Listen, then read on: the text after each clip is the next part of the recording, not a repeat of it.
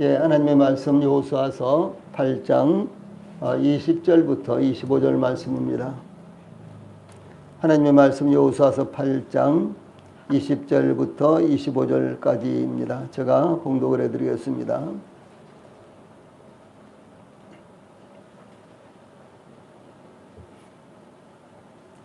예, 하나님의 말씀 여호수아서 8장 20절부터 25절까지입니다. 제가 봉독을 해드리겠습니다. 아이 사람이 뒤를 돌아본즉 그 성읍의 연기가 하늘에 닿은 것이 보이니 이 길로도 저 길로도 도망할 수 없이 되었고 광야로 도망하던 이스라엘 백성은 그 추격하던 자에게로 돌아섰더라. 여호수아와 온 이스라엘이 그 복병이 성읍을 점령함과 성읍의 연기가 오름을 보고 다시 돌이켜 아이 사람들을 쳐 죽이고 복병도 성읍에서 나와 그들을 치매 그들이 이스라엘 중간에 든지라.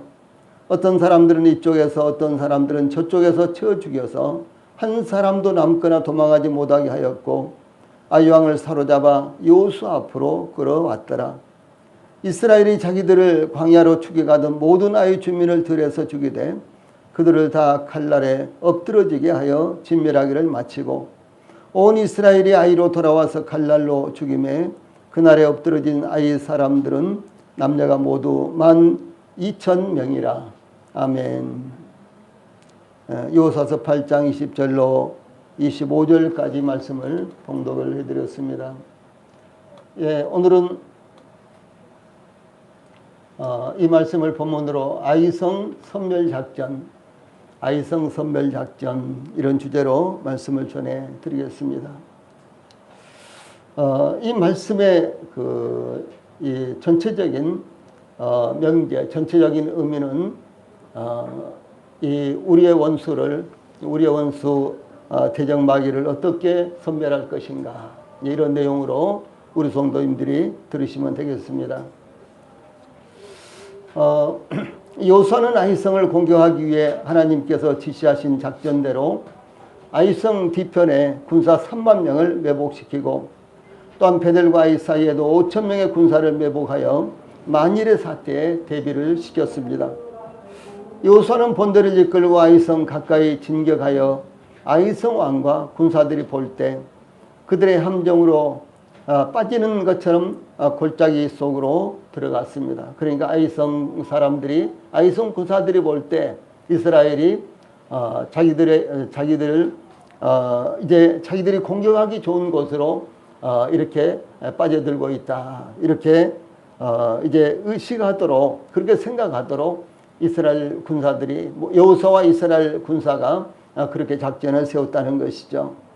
예, 그때 아이성 왕과 군사들은 그 순간을 놓치지 않기 위해 성문까지 열어놓은 채 일찍이 일어나 급히 이스라엘 군사를 공격을 했습니다. 아이성 군사들이 몰려오자 여호수아와 이스라엘 군사들은 거짓으로 피한 척 후퇴하기 시작하여 후퇴를 하고 피한 척 도망을 갔지만은 실제로는 그것이 속임수였고 거짓이었죠. 예, 아이성 군사들의 손에 잡힐 듯 잡힐 듯 이와 같이 적절한 간격을 두고 도망을 쳤습니다. 아이성 왕과 군사들은 이스라엘 군사를 놓치지 않기 위해서 있는 힘을 다해서 추격을 했습니다. 조금만 더 속력을 내면 잡힐 것이다. 조금만 더 속력을 내면 조금만 더 빨리 가면 우리가 이스라엘 군사들을 다 잡겠다, 이렇게 생각을 하도록 이제 적절한 거리가 아주 좁혀졌습니다. 예, 그래서 아이성 군사들이 아이성에서 추격하여 성에서 멀리 떨어졌을 때 여호수아는 그의 단창을 아이성을 향하여 높이 들었습니다. 예, 그 시도를 받은 이스라엘의 매복한 군사들이 아이성으로 들어가 성을 점령하고 성에 불을 놓았습니다. 이로써 하나님의 작전은 여호수아와 이스라엘의 순종으로 작전대로 그대로 이루어졌습니다. 예, 본문을 통해서 먼저 20절 말씀은 기만 전술의 효과가 나타나고 있습니다. 무슨 말씀인가는 속임수로 작전을 했는데, 속임수 작전인데 그 효과가 어떻게 나타나는가, 그런 말씀입니다. 예, 아이 사람이 뒤를 돌아본 적 그 성읍의 연기가 하늘에 닿는 것이 보이니, 이 길로도 저 길로도 도망할 수 없게 되었고 20절 전반절 말씀입니다. 이 군사들의 진퇴양난의 모습이 이렇게 나타나고 있습니다.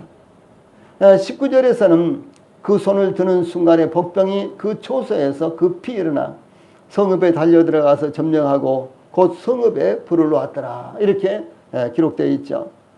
아이성 군사들이 도망치는 여호수아와 이스라엘 군사들의 뒤를 아주 정신없이 추격을 하다가 이 성에서 멀리 떨어진 곳까지 추격하고 있을 때 여호수아가 단창을 든 손을 높이 드는 순간 성뒤에 매복하고 있던 군사들이 순식간에 아이성을 점령하고 그야말로 무혈입성이었죠.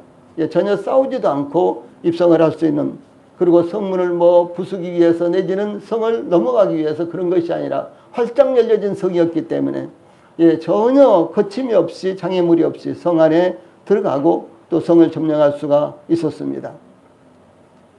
19절의 이 원문에는 우리가 지난주에 19절까지 나눴죠. 19절의 원문에는 6개의 수로가 나타나는데 급히 일어났다, 달려갔다, 들어갔다, 점령했다, 서둘렀다, 불을 놓았다, 이렇게 나타나고 있습니다.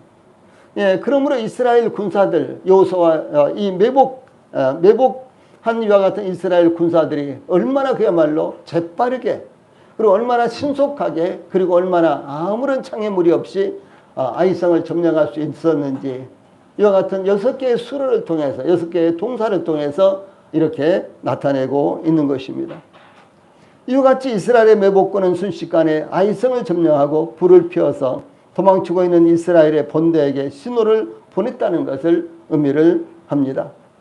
자, 여호수아는 도망가다가 그의 단창을 이제 높이 들어서 아이성을 가리키니까 이것이 신호가 되어서 매복한 군사들이 재빨리 나와서 아이성을 점령을 했다. 그 다음에 아이성을 점령한 매복한 이와 같은 군사들은 이제 점령하자마자 불을 높이 피워서 연기를 이와 같이 피워서요, 이제 여호수아와 그 본대에게 또 연락을 취했다. 지금 이런 말씀입니다. 이와 같이 이제 불을 피워서 도망치고 있는 이스라엘의 본대에게 신호를 보냈다는 것을 의미합니다. 여호수아와 이스라엘 군대가 추격하는 아이성 군사들이 뒤를 돌아본 적 아이성읍의 연기가 하늘에 닿는 것이 보였습니다. 이 아이성의 군사들, 즉 아이왕과 군사들은 전혀 생각하지 못했던 아주 예상 밖의 일이었습니다. 거기까지 생각을 하지 못했던 이와 같은 일이었습니다. 이스라엘 군사를 곧 붙잡아 오늘은 대승리를 획득할 것으로 생각되었던 전쟁이었는데 아주 큰 착각에 빠졌던 것입니다.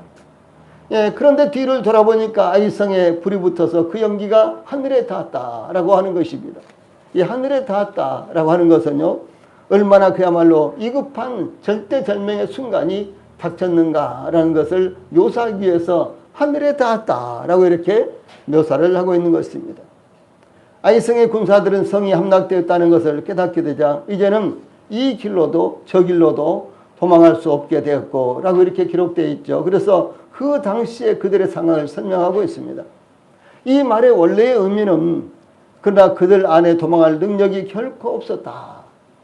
앞뒤로 꽉 막혀 있었기 때문에 이 길로도 저 길로도 도망할 수 없었다. 원래의 원어의 의미는요, 그들에게는 아예 도망할 능력이 없었다. 이렇게 표현을 하고 있는 것입니다. 아이성의 군사들은 얼마나 놀랐겠습니까? 성읍 안에는 그들의 이 가족들과 산업과 생활 터전이 있었습니다. 그런데 잠시 성을 비운 사이 성읍이 불타고 있는 것이었습니다. 그들의 가족들과 산업이 불타고 있었습니다. 아이성 군사들은 이 싸우기는커녕 놀라움과 당황함으로 인해서 순식간에 전의를 상실하고 싸울 이와 같은 의지를 상실하고 이러지도 저러지도 못함으로 심지어 도망칠 능력조차 잃고 말았다는 것입니다. 하나님께서 당랑 동편 모압 평지에서 이스라엘에게 경고를 하셨습니다. 이스라엘이 범죄함으로 적군에게 패할 때 이제 레위기서 26장 36절에 보면 너희 남은 자에게는 그 원수들의 땅에서 내가 그들의 마음을 약하게 하리니 그들은 바람에 불린 잎사귀 소리에도 놀라 도망하기를 칼에 피하여 도망하듯 할 것이요 쫓는 자가 없어도 엎드러질 것이라. 이렇게 이 패배의 참혹함이 물리적으로 뿐만 아니라 정신적으로도 얼마나 비참한가라는 것을 말씀하고 있는 것입니다. 예, 이 쫓아오는 자가 없어도 도망가다가 넘어진 것처럼 돼버리고요. 그리고 잎사귀 하나 소리에도 깜짝 놀라서 정신을 잃어버리는 이와 같은 모습을 나타내고 있는 것입니다. 예, 그렇죠. 가끔 저희들이 어려움을 당할 때는 아주 작은 이와 같은 일에도 그것이 큰 일이 될까? 혹시 그것이 또 문제가 될까? 이렇게 생각이 되어서요. 아주 놀래고 또 그야말로 마음 가운데 예, 안절부절하고 이제 이런 경우들이 있지 않습니까? 예, 그래서 예, 하나님께서 함께 주시지 아니하시고 하나님께서 지켜주시지 아니하신다면은 낙엽소리 하나만 들려도 놀래서 안절부절하고 어찌할 바를 모르고 또 뿐만 아니라 예, 쫓아오는 자가 없어도 넘어질 것이다 라고 이렇게 말씀이 기록되어 있는 것입니다. 그런데 상황이 여기에서 끝나지 않았습니다. 즉 광야로 도망하던 이스라엘 백성들은 그 따르던 자에게로 돌이켰더라 라고 이렇게 증가하고 있습니다. 예, 아이성 사람들이 뒤를 돌아보니까 성에 벌써 연기가 피어올라서요. 활활 불타고 있는 거예요. 예, 그런데 이거 어떻게 하냐 하고 갑자기 이제 모든 상황이 바뀌어버리니까요. 아이성 사람들이 어찌할 바를 모르고 있었습니다. 그런데 그들이 쫓아가든 그리고 도망가든 예, 이스라엘 군사들이 이제 오히려 뒤를 돌아서 자기들을 향해서 돌격해오고 있는 이와 같은 상황이 되었다라고 하는 것입니다. 그래서 아이성의 불길이 치솟아 오르는 동시에 지금까지 도망치던 이스라엘 군사가 돌아서서 아이 군사들을 향하여 돌진했습니다. 그러므로 아이성 군사들은 도망칠 기회조차 사라져버렸습니다. 순식간에 아이성 사람들이 죽을 수밖에 없는 상황이 되어버리고 말았습니다.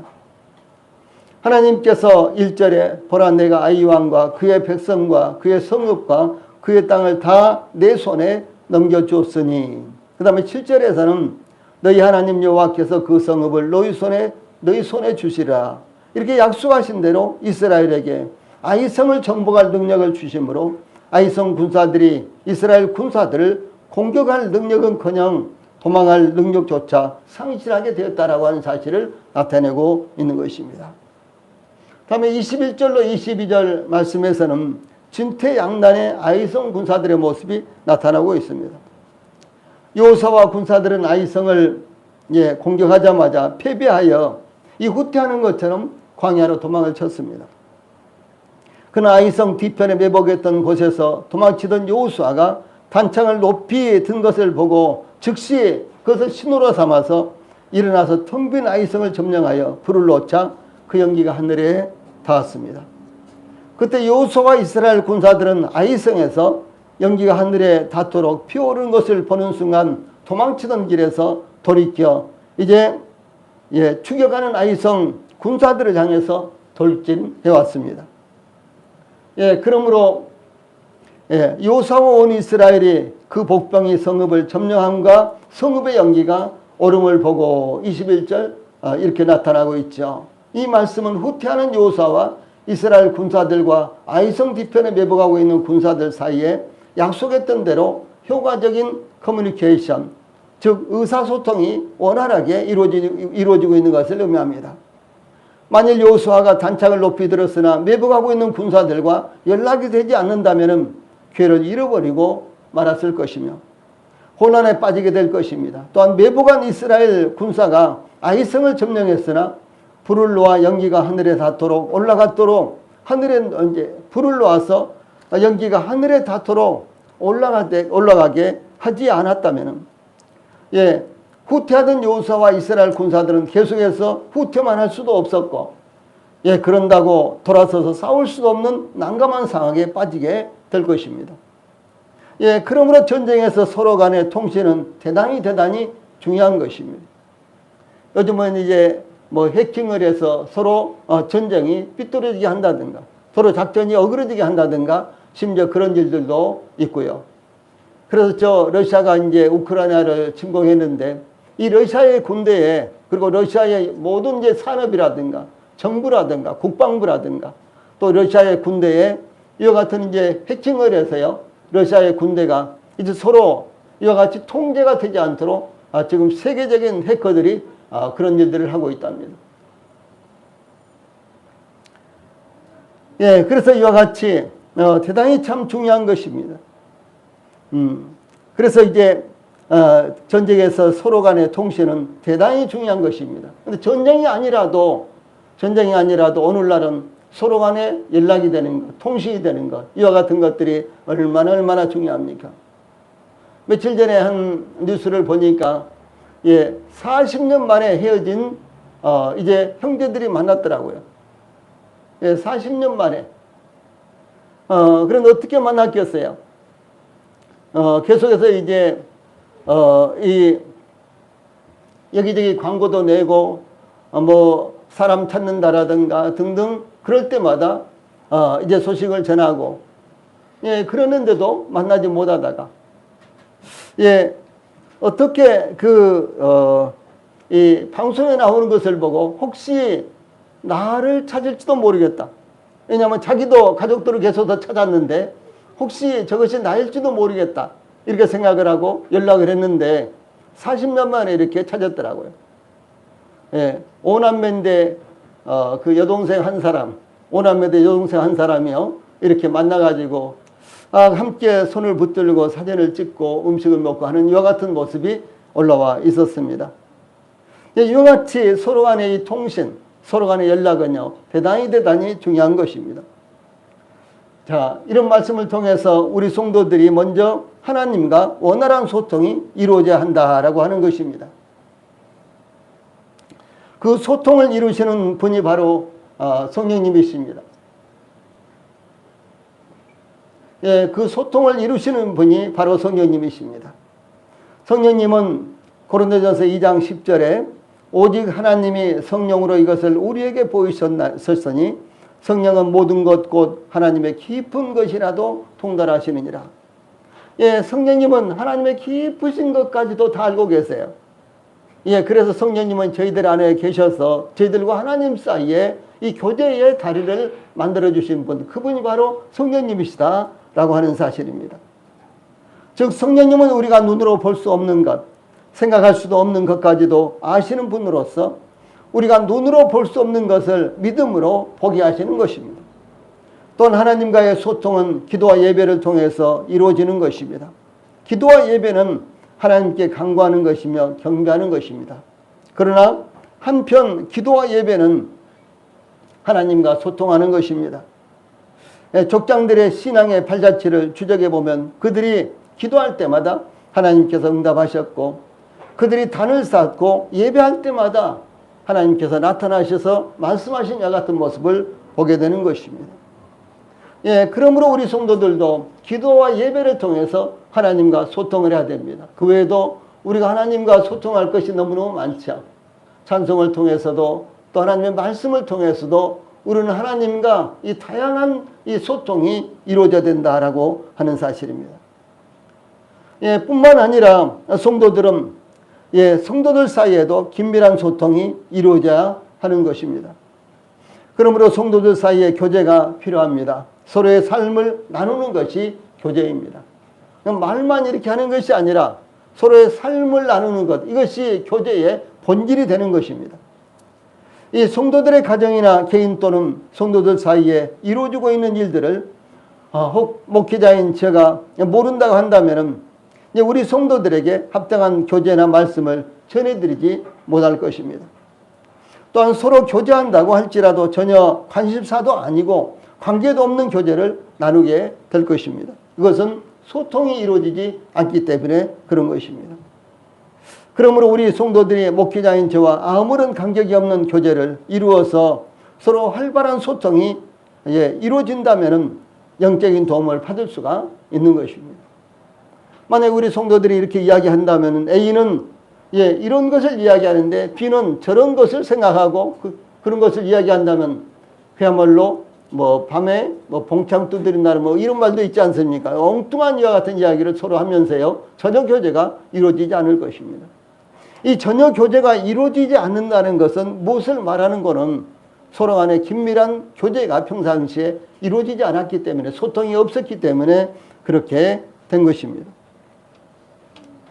여호수아와 이 군사들이, 이 여호수아와 군사들이 유인 작전으로 아이성 군사들을 유인하여 광야로 이끌어냈으며, 아이성 뒤편에 매복한 이스라엘 군사 3만 명은 여호수아가 단창을 든 신호를 따라서 아이성 안으로 들어가서 성을 점령했고, 또한 아이성에 불을 놓아 광야로 도망하던 이 여호수아가, 광야로 후퇴하던 여호수아가 이 연기가 피어오르는 신호를 통해서 돌이키게 했던 것입니다.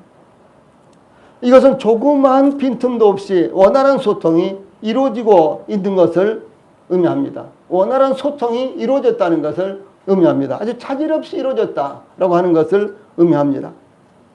하나님과 이스라엘은 물론 또한 이스라엘 군사들 사이에도 조금이라도 빈틈이 없어야 한다는 것을 의미를 하는 것입니다. 그러므로 우리 성도들에게 하나님과의 원활한 소통이 지속적으로 이루어져야 하는 것이며, 또한 우리 성도들 사이에도 교제가 풍성하게 이루어질 때 영적 성장이 이루어질 수 있다라고 하는 사실을 말씀하고 있는 것입니다. 또한 교제와 소통은 가정에서도, 부부 사이에도, 부모와 자녀들 사이에서도 반드시 필요한 것이 아니겠습니까? 만약에 부부 사이에 서로 소통이 안 된다면 얼마나 답답한 부부 생활을 하게 되겠습니까? 부모와 자식 간에도 소통이 이루어지지 않는다면 한 가족 사이에 항상 그야말로 아무리 말을 많이 해도 진정한 소통은 이루어지지 않을 것입니다. 이와 같은 것들이 대단히 중요하다라고 하는 건데, 하나님과 우리 성도들 사이에도 필요하고, 교회 안에서 성도들과 성도들 사이에서도 이와 같은 소통이 대단히 필요하다는 것을 말씀하고 있는 것입니다. 이 초대교회 사역의 중요한 네 가지에 대해서 사도행전 2장 42절에 저희가 사도의 가르침을 받아 서로 교제하며 떡을 떼며 기도하기를 전혀 힘쓰니라, 이렇게 증거하고 있습니다. 이 사도의 가르침을 받는 것, 서로 교제하는 것, 떡을 떼는 것, 기도하기를 전혀 힘쓰는 것. 떡을 떼는 것은 예배를 드리는 것입니다. 함께 기도하는 것, 이와 같은 것들이 얼마나 중요하느냐라고 하는 것을요, 여기 이렇게 증거하고 있습니다. 초대교회는 이 네 가지가 아주 활발하게 이루어졌습니다. 그런데 여기에서요, 교제가 얼마나 활발하게 이루어졌는지를 증거하는데, 사도의 가르침을 받는 것 다음으로 중요하다라고 하는 것이 여기 나타나고 있습니다. 사도의 가르침을 받아, 그럼 두 번째가 무엇입니까? 서로 교제하는 거예요. 교제가 이와 같이 중요한 것입니다. 오늘날 일반 교회는요, 이 교제라는 것이 거의 없습니다. 왜냐하면은 예배 끝나고 딱 자리에서 일어나면서 가방 들고 나가면서 목사님하고 악수 한번 하고, 뭐 아주 사람이 많이 모이는 데는 목사님하고 악수도 못 합니다. 목사님 아예 나가지도 않고 부교역자들이 쭉 줄 서 있으면 나가면서 한 번씩 악수하고, 이것이 끝이에요.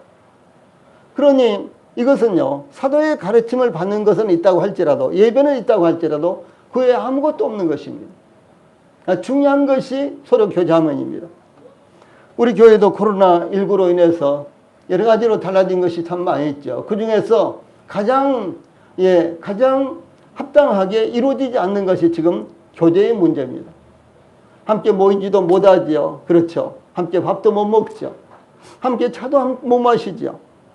그런가 하면 예배가 끝나고 예배당에 모여서 서로 옹기종기 모여서 교제를 한다거나, 그전에는 그룹 교제도 하고 서로 나누기도 하고 뭐 이렇게 했는데요. 요즘 위와 같은 것들을 전혀 못하니까 우리 성도들 가운데 대부분이 예배 끝나면 그 자리에서 가방 들고 제 현관으로 빠져나가기가 바쁘지 않습니까?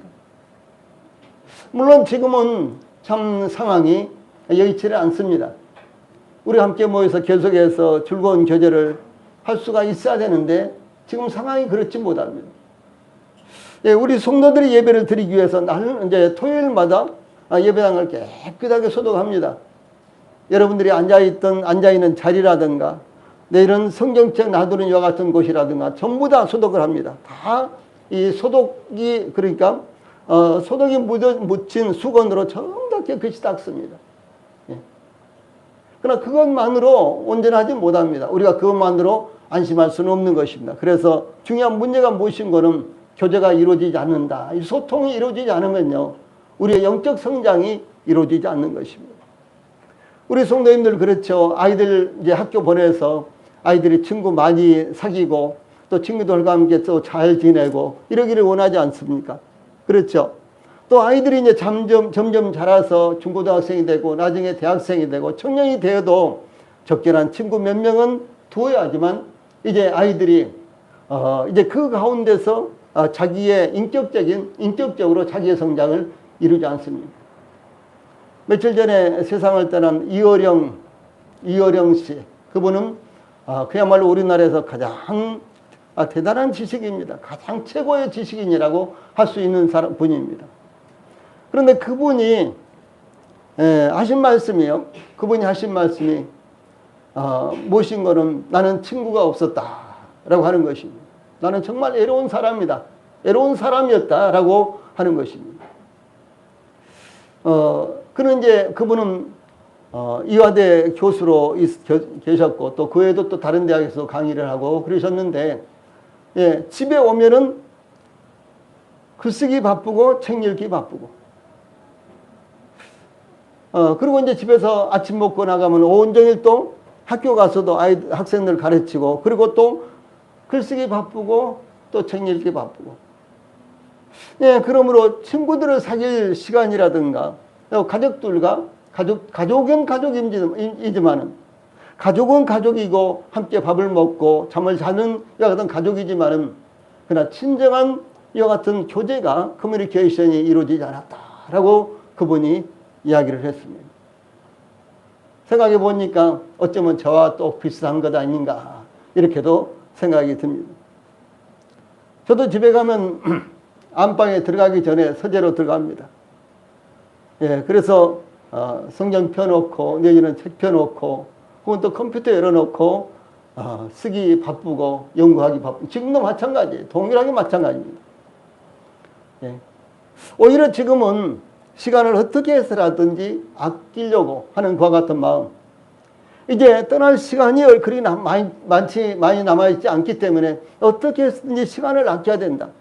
시간을 헤프게 사용하면 안 된다. 이와 같은 강박관념에 빠져 있어서요, 제가 시간을 허비하지 않으려고 굉장히 노력을 합니다. 한 30분도 저는, 예, 쓸모없는 시간, 예를 들어서 뭐 인터넷을 계속해서 뒤진다든가 내지는 또 이 TV를 본다든가 이런 시간을 저는 가질 수가 없어요. 제 마음 가운데. 제 마음 가운데의 강박관념 때문에 오히려 그렇게 할 수가 없는 것입니다. 저는요. 그래서 제가 그 이어령 씨의 이 같은 고백을 들으면서요, 인터뷰를 들으면서 그것이 바로 저가 아닌가 이렇게 생각하게 되고요. 좀 제가 생각을 달리 해야 되겠다. 시간을 다르게 사용해야 되겠다. 남은 인생이라도 좀 다르게 써야 되겠다. 이렇게 다르게 살아야 되겠다. 이런 생각을 했는데 고쳐질지 그것은 미졌습니다. 잘 모르겠어요. 우리 성도님들이, 예, 친구가 많이 있어도 왜 이어령 씨가 친구가 없겠습니까? 그렇죠. 예, 그분이 선후배 사이에 얼마나 많은 사람들이 있겠습니까? 예, 그런데도 불구하고 진정한 친구, 정말 마음을 나눌 수 있는 이와 같은 친구가 나는 없다. 나는 정말 외로운 사람이다. 예, 이렇게 그가 고백을 하더라는 것이죠. 우리 성도님들도 귀담아 들으시고요, 마음 가운데서 본인들을 생각을 해보시기를 바랍니다. 그래서 이 초대교회 사역의 가장 핵심적인 네 가지가요, 사도의 가르침을 받고 서로 교제하며 떡을 떼며 기도하기를 전혀 힘썼다라고 하는 사실인데요, 여기에 사도의 가르침을 받는 것이 가장 중요합니다. 이건 정말 중요한 것입니다. 이건 무엇을 말한 것입니까? 하나님 말씀을 배우고 가르침을 받고 이와 같은 것이 있잖아요. 그 다음으로 중요한 것이 무엇이냐? 바로 교제하는 것입니다. 그래서 우리 성도님들이 그냥 세상 이야기하면서 시간 보내는 이런 걸 말하는 것이 아니에요.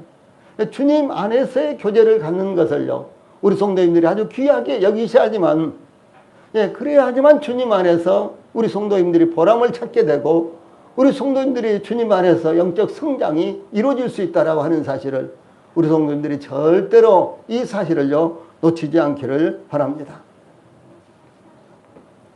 그래서 교제가 얼마나 활발하게 이루어졌는지를 초대교회 때 교제가 얼마나 활발하게 이루어졌는지 우리가 사도행전 2장, 3장, 4장, 5장, 6장까지 보면요. 초대교회 때 교제가 얼마나 활발하게 예루살렘 교회에서 초대 예루살렘 교회에서 교제가 얼마나 활발하게 이루어지고 있었는지를 우리가 볼 수가 있는 것입니다.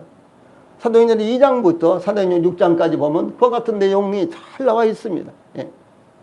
그래서 우리 교회도 이와 같이 교제가 활발하게 이루어질 수 있어야 되는 거예요. 예. 그 교제는 주님 안에서 나누는 것입니다. 주님 안에서 서로 말씀을 나누고 주님 안에서 서로 경험을 나누고 그렇죠. 주님 안에서 서로 기도를 나누고 주님 안에서 서로 물질을 나누고 이와 같은 것이 교제가 되는 것입니다. 이 교제는 제일 첫 번째로는요. 하나님과 나와의 소통이 이루어져야 되는 거예요.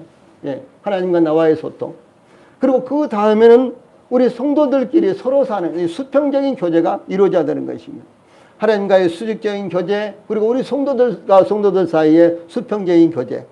이와 같은 교제가 이루어질 때 이 교제가 이제 온전하게 된다라고 하는 사실을 기억을 하십시오. 또 사도 바울은 고린도전서 1장 9절에요. 너희를 불러 그의 아들 예수 그리스도 우리 주로 더불어 교제하게 하시는 하나님은 미쁘시도다. 이렇게 사도 바울이 증가하고 있어요. 예, 우리를 불러서 그의 아들 하나님께서 그의 아들 예수 그리스도 우리 주로 더불어 교제하게 하시는 하나님, 하나님은 미쁘시도다. 이렇게 증가하고 있습니다. 그래서 저희들이요, 예, 하나님과 교제가 하나님과 교제하도록 하기 위해서 주 예수님을 통해서 저희들을 부르셨다고 보시면 되는 거예요. 그런데 저희들이 부르심을 받아서 구원받고 나서 하나님과 소통이 이루어지지 않는다면 이것은 적절치 못한 것입니다. 아울러서 우리 성도들과 성도들 사이에 또 성도들이 교회와 또 성도들 사이에 이와 같은 교제가 이루어지지 않는다면 그것은 적절치 못한 것입니다. 그래서 특별히 우리 성도들이 시간이 없어도 서로 나누기에 꼭 참여를 하십시오. 내가 한마디도 언급을 못해도 내가 준비해 가시오 올릴 것이 없어도 그냥 서로 나누기에 서로 참여를 하셔서요. 다른 성도님들이 말씀한 거 들으시고 다른 성도님들이 올려놓은 것 보시고 그러시면서요. 서로 소통을 가지십시오. 거기서부터 시작을 해야 되는 거예요. 우리 성도님들이 처음부터 기도 그냥 1시간씩 30분씩 1시간씩 계속해서 할 수 있을까요? 안 되는 것입니다. 저는 어렸을 때요. 혼자서도 산에 올라가서 참 오랫동안 기도를 했습니다. 1시간에 장씩 매일같이 이렇게 기도를 했습니다. 그런데 구원을 받고 나서 정작 기도를 하려고 보니까요. 5분 동안 할 것이 없어요. 기도를 아주 마음을 다해서 기도를 하고 시간을 보니까요. 1분밖에 안 됐어요. 혹시 우리 성도님들도 그런 경험하셨는지 모르겠어요. 기도를 열심히 했는데 하고 보니까 1분밖에 안 됐더라고요. 그래 나는 어떻게 그럼 한 5분 정도 기도를 해볼까? 그래서 기도를 늘어 빼고 이것저것 또 기도하고 그런 데도 해보니까 3분밖에 못 했더라고요. 기도가 처음부터요. 그렇게 자세하게 된다거나 기도가 처음부터 물론 길게 하라는 건 아닙니다. 그러나 기도할 것이 너무너무 많잖아요. 예. 그런데 이와 같이 내가 주님 앞에서 해야 될 기도를 다 하게 되면은 30분, 1시간은 꼭 해야 되는데 처음에 그렇게 되지 않는 것입니다. 그런데 그렇게 기도를 하다 보면요. 기도도 훈련이 되어서 하게 되고 이 성경을 읽는 것도 한 장 읽으려면요. 30절까지 있는 한 장 읽으려면 5절 읽는데 한 번씩 졸아요. 예? 우리 성도님들 그럴 수 있겠죠. 예, 30절이 있는 한 장을 읽는데 5절을 읽으면 다른 생각이 벌써 들어와서요. 내가 어디 있는지, 예, 그럴 때가 있지 않습니까? 지금도 저도 있어요. 지금도 있습니다. 그러므로 우리 성도들이 앉은 자리에서 10장을 읽고 15장, 20장까지 읽기는요. 그렇게 쉽지 않습니다. 처음에 그렇게 안 되는 거예요. 처음에 그렇게 안 됩니다. 저는 어제는 금요일이죠. 16장 읽었어요. 그리고 그 앞에 목요일 날은 15장을 읽었습니다. 정확하게 그렇게 제가 읽어요. 예. 그렇지 않으면 10장이라도 읽습니다. 아니면 5장이라도 읽어요. 예. 그렇게 읽거든요. 그런데요. 처음부터 그렇게 되지를 않아요. 이건 역시 훈련이 돼야 되는 것입니다. 소설책은 저녁에 들면은 아침까지 밤을 새워가면서 가 있지 않습니까? 그럴 수도 있어요.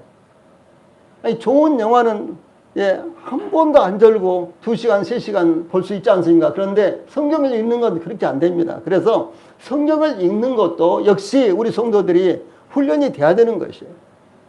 1시간을 계속해서 읽기 위해서 1시간 계속해서 읽으시면요, 우리 성도들이 한 10장 내지는 뭐 긴 것은요, 한 5장밖에 못 읽습니다. 제가 읽는 것으로는 그래요.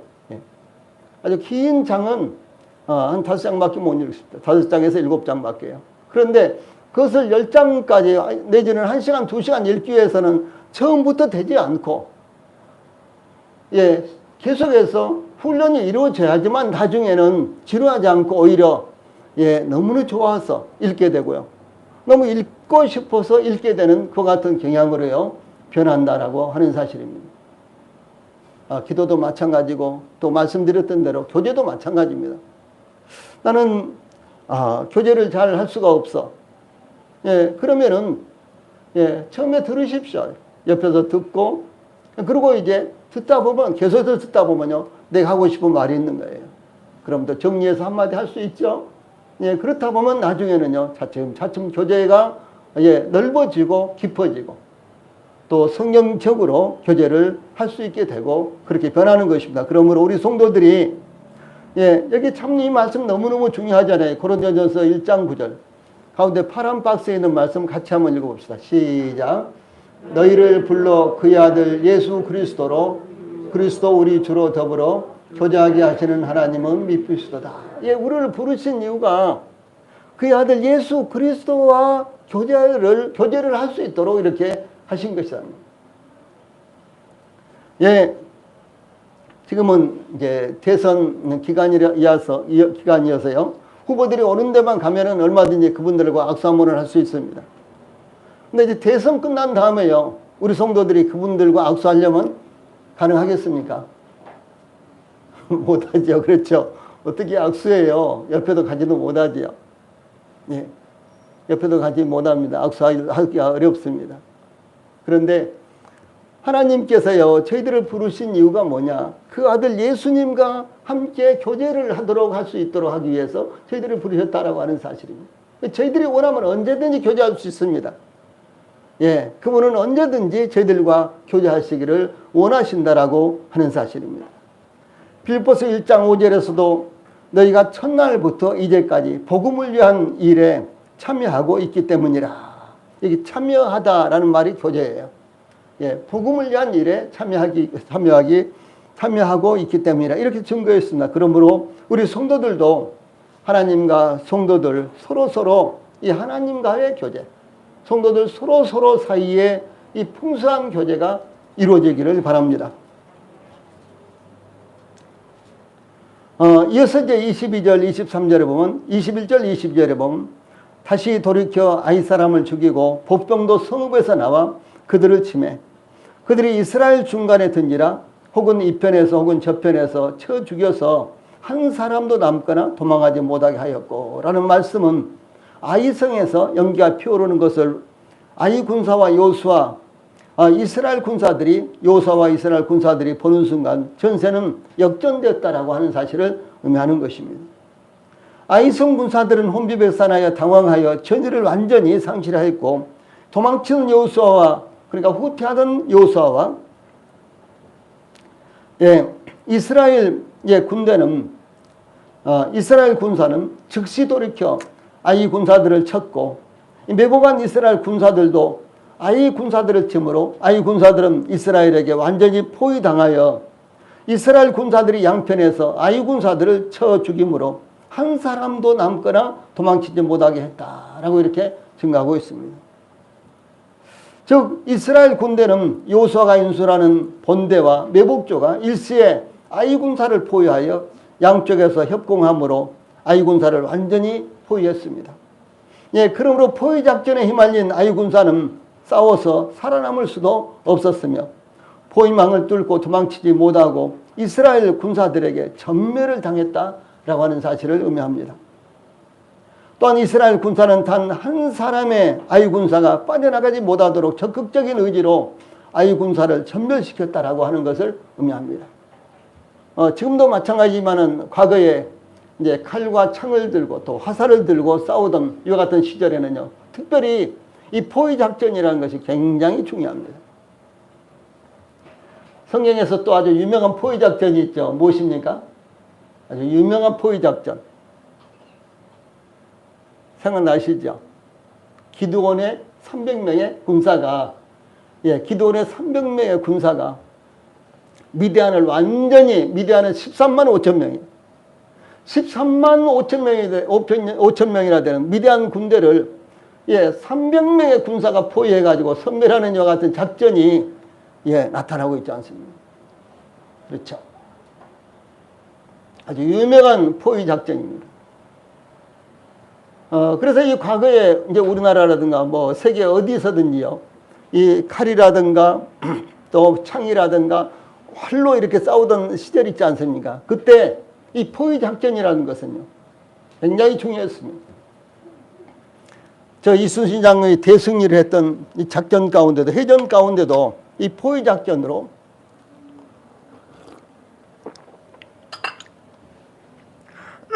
이 포위 작전으로 대승리를 한 이와 같은 작전이 있었습니다. 그런데 이 현대전에서도요, 포위가 되면 거의 패배하는 거예요. 그래서 러시아 군대가 어떻게 합니까? 저 우크라이나의 제2도시, 제3도시를 포위하려고 계속해서 이렇게 지금 공격을 하지 않습니까? 그리고 이 키예프 수도를 지금 포위하려고 계속해서 하고 있지 않습니까? 일단 포위를 당하면은 그때는 거의 패배하는 것입니다. 의정부를 지나서 그 양주 쪽으로 이제 의정부를 지나서 그 양주시청 그 사거리가 있는데 거기서 좌회전을 해서 쭉 들어가면 적성이라는 곳이 나옵니다. 그런데 이제 그 적성 고개가 있고요. 거기서 이제 쭉 내려가면 이제 거기서부터 적성인데 쭉 내려가면은 거기 아주 유명한 이와 같은 이 전쟁 기념탑이 하나 세워져 있습니다. 그런데 그 전쟁 기념탑은요, 일개 대대가 후퇴를 하는데, 이제 6.25 때 우리나라가 이제 후퇴를 했지 않습니까? 근데 후퇴를 하는데, 그러니까 이제 일사 후퇴 때예요. 이제 후퇴를 하는데, 후퇴를 하고 있는데, 저 뒤쪽에 보니까 벌써 적군이 완전히 다 포위를 하고 있는 거예요. 앞에는 주력 부대가 공격을 해오고 있고, 뒤쪽에는 어떻게? 적 부대가 저기 벌써 전부 다 포위를 하고 있는 거예요. 그래서 그 안에 일개 대대가요, 완전히 딱 갇혀버렸어요. 거기는 완전히 그야말로, 어떤 우묵하게 패인 이와 같은 그런 곳처럼 이제 거기가 지형적으로 그렇게 생겼습니다. 뒤쪽에는 아주 이렇게 비탈진 고개고, 제가 있고, 앞에는 아주 좁은 이와 같은 통로가 있는데, 거기서 이렇게 들어와서 이제 고개를 넘으려고 하는데, 거기서 완전히 포위가 돼버린 거예요. 그래서 거기에서 거의 대부분 다 전사를 했습니다. 그래서 그것을 기념하기 위해서 거기서 전적비를 세워놨는데 아주 크게 세워놓고 공원도 잘 이렇게 다듬어 놨습니다. 이같이 포위 작전 참 중요한 것인데, 그런데 이제 이 아이 군사가 그야말로 아주 정신없이 여호사와 이스라엘 군대 그 본대를 추격해 오는데, 뒤로 돌아보니까 아이성에서 연기가 팍 피어오르고 있는 거예요. 이건 뭐야? 그럼 방심한 것이 아니야. 이거 큰일 났다. 이렇게 하는 순간, 지금까지 후퇴하던 여호사와 그 군대가 돌아서서 공격을 해오는 거예요. 그런가 하니까 그런가 하면요. 또 저 아이성에서 또 아이성을 점령한 이스라엘의 군대 3만 명이죠. 그들이 또 아이성을 점령한 후에요, 또 아이 군사들을 향해서 또 공격을 해오는 것입니다. 완전히 거기 갇히게 되었고 포위가 됐다라고 하는 사실입니다. 그래서 아이 군사들은, 이스라엘 군사들이 양편에서 쳐 죽임으로 한 사람도 남거나 도망치지 못하겠다라고 이렇게 여기 증가하고 있습니다. 그래서 이스라엘 군사는 단 한 사람의 아이 군사가 빠져나가지 못하도록 적극적인 의지로 아이 군사를 진멸시켰다라고 이렇게 나타나고 있습니다. 그래서 22절 전반부에 한 사람도 남거나 도망하지 못하게 하였고 이렇게 했죠. 한 사람도 남거나 도망하지 못하게 하였고, 이 말씀은 생존자 혹은 도망자가 그에게 하나도 남지 않을 때까지 다쳤다 이런 말씀입니다. 자, 원문은요, 이 원어가, 이 히브리어 원어에서는 좀 더 아주 흥미있는 표현을 하고 있는데 뭐라고 했는 거는요, 제일 밑에 박스에 있는 말씀입니다. 한 사람도 남기지 않았다. 하늘이 없어질 때까지. 이렇게 표현이 되어 있어요. 이건 무슨 표현입니까? 이것은 아이 군사를 완전히 섬멸했다. 한 사람도 남기지 않았다. 라는 것을 이렇게 표현을 하고 있는 것입니다. 그래서 아이와 베델의 거민이 한 사람도 남김없이 모두요 없어질 때까지 그들을 남아있게 하지 않았다. 다 쳤다. 그래서 다 죽였다. 라고 이렇게 표현을 하고 있습니다. 다음에 23절로 25절 말씀, 이제 아이성을 섬멸시킨 이유가 어디에 있는가, 이제 이런 부분을 살펴보겠습니다. 예, 이스라엘 군사들은 아이왕을 사로잡아 여호수아 앞으로 끌어왔더라. 23절 초반에 이렇게 기록되어 있죠. 다만 한 번의 승리로 인해서 자만심에 들떠, 이 부분이 굉장히 중요한 것입니다. 아이 왕과 아이 군사들은요, 다만 한 번의 승리로 인해서 자만심에 들떠 이스라엘을 진멸시키려고 이스라엘을 비웃었으며, 또 이스라엘의 신 여호와까지 모독했을 것이 틀림없는 아이 왕은 모든 군사들을 죽음에 내몰았으며 그 자신도 사로잡혀서 이스라엘의 사령관 여호수아 앞에 이끌려 나왔다라고 하는 사실입니다. 그래서 조금 잘 되더라도 절대로 자만심을 갖지 마십시오. 예, 조금 모든 일들이 잘 풀리더라도 자만심을 갖지 마십시오. 오히려 그때 더 조심하고 더 삼가고 더 하나님을 의지하고 무릎을 더 꿇어야만 되는 것입니다. 성경은 이렇게 증하고 있습니다. 욥기 20장 4절로 6절에서, 자, 이게 파란 박스에 있는 말씀 같이 읽어봅시다. 시작. 내가 알지 못하느냐? 예로부터 사람이 이 세상에 생긴 때로부터 악인이 이긴다는 자랑도 잠시요, 경건치 못한 자의 즐거움도 잠깐이니라. 그 존귀함이 하늘에 닿고 그 머리가 구름에 미칠지라도 자기의 똥처럼 영원히 망할 것이라. 그를 본 자가 이르기를 그가 어디 있느냐 하리라. 그는 꿈같이 지나가니 다시 찾을 수 없을 것이요 밤에 보이는 환상처럼 사라지리라. 참 중요하고도 정말 중요한 말씀입니다. 예. 자, 우리는 이 세상을 살면서요, 악인들이 잘 되는 모습을 얼마나 많이 봅니까? 아주 승승장구한 것처럼. 이제 북한의 김일성, 김정일, 김정은이는 지금 3대째 북한을 그렇게 고통스럽게 하고 있지 않습니까? 그와 유사한 세계 지도자들이요, 몇 명 있습니다. 지금도요. 전 세계적으로요. 예, 그렇게 3대째 하는 사람은 북한이 이제 최초입니다만은, 그러나 이제 그 기간으로 봤을 때는 아주 유사한 이와 같은 세계적인 지도자들이 있습니다. 자, 이런 사람들이 잘 되는 것 같잖아요. 그런데 여기 보면요, 예로부터 사람이 이 세상에 생긴 때로부터, 예, 그 증거가, 그 나타난 것들이요, 악인이 이긴다는 자랑도 잠시라는 거예요. 잠시예요. 잠시입니다. 또 경건치 않은 사람들, 예, 경건치 못한 사람의 즐거움도 잠깐이다 라고 하는 것입니다. 심지어 그 존귀함이 하늘에 닿고 그 머리가 구름에 미칠지라도, 얼마나 높아진 거예요. 하늘에 닿고, 예, 구름에 미칠지라도요. 그 다음에 뭐라 그랬어요? 뭐처럼 영원히 망할 것이다 라고 이렇게 표현을 했습니다. 예, 이게 사실이에요. 예, 그렇습니다. 그래서 꿈같이 지나가서 다시는 찾을 수 없고 나타나지 않을 것이다 라고 하는 사실입니다. 이것이 현실이고 사실입니다. 또 본문에는 기록되어 있지 않지만 여기요, 여호수아와 이스라엘 군사가 쳐서 멸망시킨 가나안 족속의 왕들 목록 중에 베델의 왕도 포함이 되어 있는 것은 그 당시 아이 왕과 더불어 베델 왕도 죽음을 당한 것으로 보입니다. 여호수아서 12장 16절 말씀인데 참고를 하십시오. 자, 그 다음에 24절에요. 이스라엘이 자기를 광야로 따르던 아이 모든 거민을 들여서 죽이되 그들을 다 칼날에 엎드러지게 하여 진멸하기를 마치고 온 이스라엘이 아이로 돌아와서 칼날로 죽이매. 여기 아이 사람들, 아이 군사들을 다 죽였다라는 말씀이요 계속 반복해서 나옵니다. 그냥 한 번만 나와도 돼요. 그렇죠? 한 번만 나와도 충분히 우리가 이해할 수 있고 상황을 알 수 있지 않습니까? 그런데 이 반복해서 나오는 거예요. 반복해서요.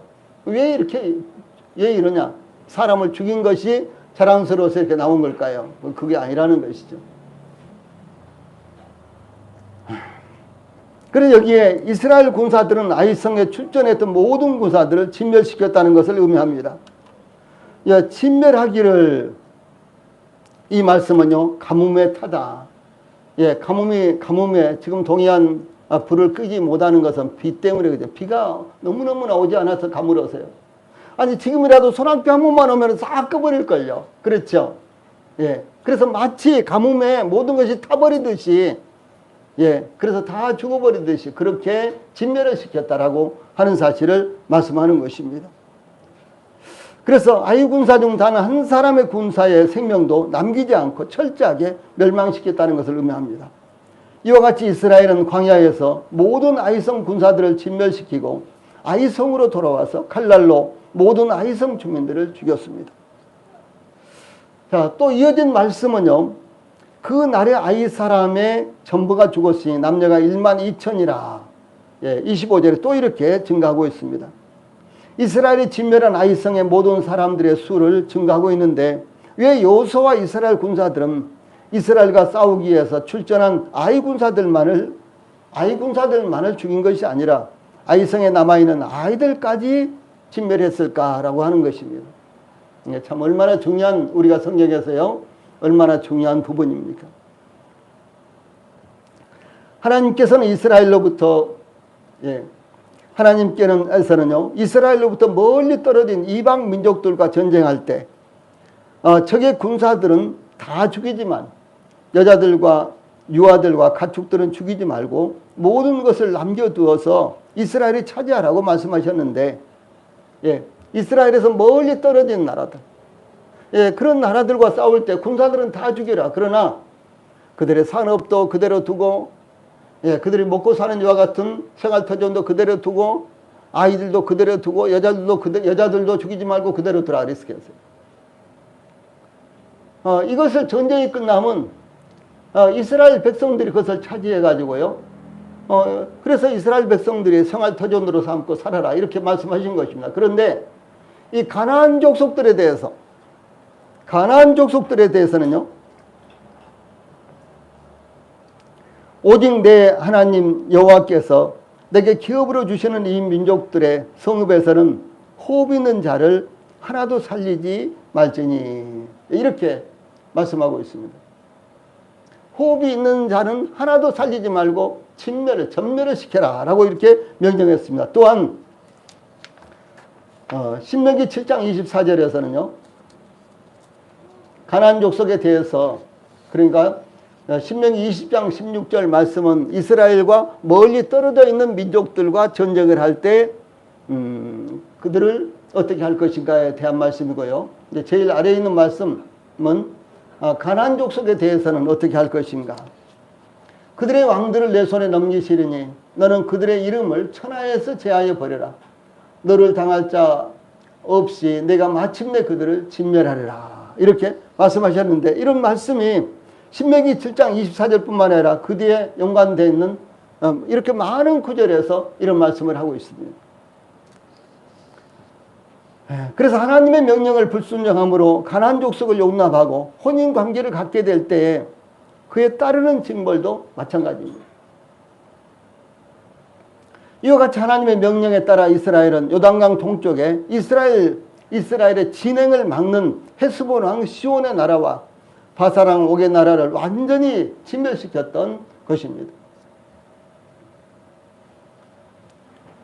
여기입니다. 이제 밑에는 헤스본이라는 나라가 있고 위에는 바산이라는 나라가 있죠. 이 요단강 동쪽이에요. 다 요단강 동쪽.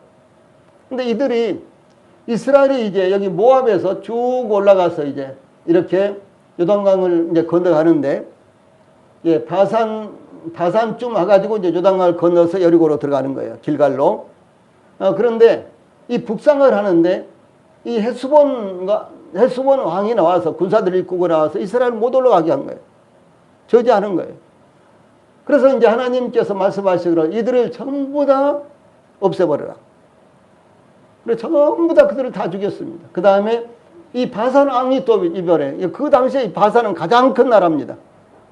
근데 이 바산 왕이 군사들을 이끌고 와서 또 이스라엘을 막는 거예요. 그때 하나님께서 또다시 그들을 진멸을 시켜라. 이렇게 말씀하셔서 이스라엘 백성들은 바산도 완전히 진멸을 했습니다. 그래서 루벤, 갓, 므낫세 반지파가 이제 이 땅을 차지하게 되죠, 나중에. 근데 여기에 이제 이 민족들, 예, 헤스본과 이 바살의 민족들이 완전히 전멸을 당했습니다. 지금 그 말씀을 지금 드리는 것입니다. 예. 우리가 생각할 때 가나안 족속을요, 군사들은 물론 요 아들까지 멸절시키라는 것. 이와 같은 하나님의 명령은 하나님의 사랑과 긍휼의 속성과는 맞지 않은 것처럼 이렇게 보입니다. 이 사도 바울은 디모데후서 2장 4절에 하나님은 모든 사람이 구원을 받으며 진리를 아는 데에 이르기를 원하시느니라 이렇게 증거하고 있습니다. 그러나 하나님의 명령은 공의의 재판장 되시는 하나님께서 우상 숭배 행위에 대해서 친히 내리신 심판으로서 죄악과 우상 숭배에 대한 하나님의 불타는 듯한 공의의 속성을 나타내시는 것입니다. 또한 그렇게 함으로 하나님의 백성들이 가나안 족속의 우상 숭배에 오염되지 않고 하나님에 대한 순수한 신앙을 보존하도록 하기 위한 것입니다. 그러므로 하나님께서 다음과 같이 모세를 통해서 경고를 합니다. 신명기 20장 17절로 18절에 곧 헷 족속과 아모리 족속과 가나안 족속과 브리스 족속과 히위 족속과 여부스 족속을, 가나안 족속들이에요, 내가 진멸하되 내 하나님 여호와께서 내게 명령하신 대로 하라. 이는 그들이 그 신들에게 행하는 모든 가증한 일을 너희에게 가르쳐 본받게 하여 너희가 너희의 하나님 여호와께 범죄하게 할까 함이니라. 이렇게 말씀하셨습니다. 무슨 말씀이고는 이 가나안 족속들 중에서 일부를 살려두면은 결과적으로요, 그들이 이제 우상 숭배에 물들어 있던 사람들이잖아요. 그러니까 그들의 우상 숭배를 결국은 이스라엘 백성들이 본받고요, 이스라엘 백성들도 우상 숭배에 빠질 것이다. 그래서 그것을 하나님께서 염려하셔서 가나안 족속들을 진멸을 시켜라, 전멸을 시켜라라고 이렇게 말씀하신 것입니다. 그런데 이스라엘이 사사시대에 접어들면서, 즉 여호수아가 세상을 떠나자 이스라엘의 하나님을 잊어버리고 자신들의 소견에 옳은 대로 행함으로 곧바로 범죄하고 말았던 것입니다. 위에 있는 말씀, 그러므로 이스라엘 자손은 마침내라는 말씀이 개역 한글에는 있어요. 그런데 우리가 지금 현재 보는 개역 개정, 여러분들이 보시고 계신 성경에는 이 말씀이 없습니다. 그러므로 이스라엘 자손은 마침내 가나안 족속과 헷 족속과 아모리 족속과 브리스 족속과 히위 족속과 여부스 족속 가운데 거주하면서, 그러니까 이스라엘 백성들이 가나안 땅에 들어가면서 하나님의 말씀대로 가나안 족속을 전부 다 진멸을 시켜야 되는데 그렇게 못했어요.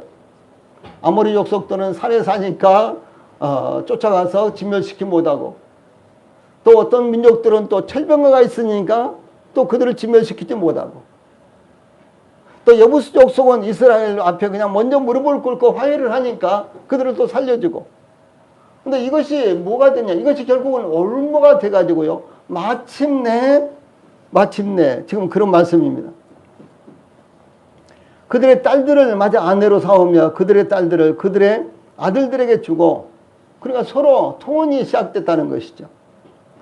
근데 그것뿐만 아니라 그렇게 되면 그 다음 단계가요, 우상 숭배로 넘어가는 거예요. 그래서 그들의 신들을 섬겼더라. 이스라엘 자손이 여호와의 목전에 악을 행하여 자기들의 하나님 여호와를 잊어버리고 바알들과 아세라들을 섬긴지라 우상 숭배에 빠졌다라고 하는 사실을 말씀하는 것입니다. 예, 이스라엘 족속은 가나안 족속 일부를 용납하고 그들과 혼인 관계를 맺음으로 하나님께서 경고하셨음에도 불구하고 이스라엘은 마침내 하나님께서 그토록 우려하던 하나님께서 가장 싫어하시는 우상 숭배의 죄악에 빠지고 말았습니다. 이것을 예방하시고 이것을 경계하시기 위해서 가나안 족속을요 모두 다 진멸하라라고 하나님께서 이렇게 말씀하셨습니다. 그러므로 이 가나안 족속은 단순히 약속의 땅을 차지하기 위한 물리적인 전쟁에 그친 것이 아니라 하나님의 명령을 수행하는 영적인 전쟁이었다. 한번 해보세요. 영적인 전쟁. 예, 영적인 전쟁이었기 때문에 예, 가나안 족속을 완전히 진멸하라고 이렇게 말씀하신 것입니다. 이 영적인 전쟁에서 전쟁의 우두머리인 마귀와 그 부하들인 세상의 신들은 쉽게 제거되지를 않습니다. 마치 우리가 구원받은 이후에도 좀처럼 육신적인 습관들과 욕구들이 벗어지지 않는 것과 똑같은 것입니다. 사도 바울과 같이 특별한 은혜를 입고 사도로서 부르심을 받아 복음을 증거했던 사도도요 오란하는 곤고한 사람이로다. 이 사망의 몸에서 누가 나를 건져내라. 로마서 7장 24절에 이렇게 절규할 정도였습니다. 이 사도 바울이 오죽하면 이렇게 절규를 하겠어요.